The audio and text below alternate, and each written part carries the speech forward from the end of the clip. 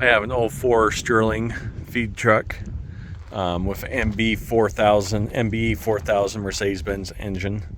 Been fighting with fuel issues of losing prime after starting and then running for a while, then shutting off, it lose prime.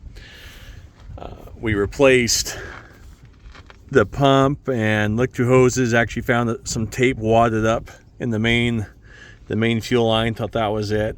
Still wouldn't fix it. What we ended up doing was replacing the check valves.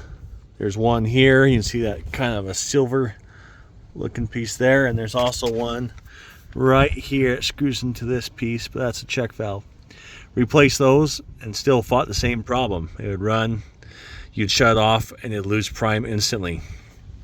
What I found out is this. I'm gonna set the phone down right here.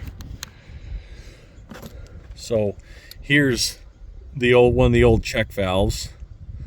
It works. You can it won't leak any air if you try to blow on it or push through. Here's a coupler that they use on both sides. So when you tighten this coupler in, this is a brand new coupler used for these. If you watch, it pushes that check valve open as you tighten it up.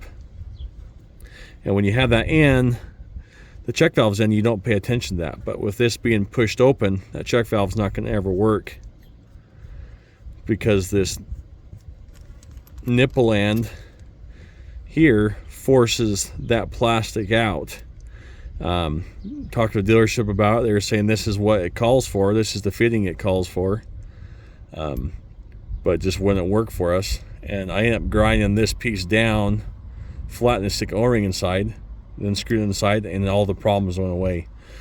So if anyone else has an issue with an mbe4000 that won't start, that might be a good place to start checking, because it ran fine. We had no problems until this recently. It's kind of weird why that would, it had to have been that way before as well. But anyways, it's just something we found.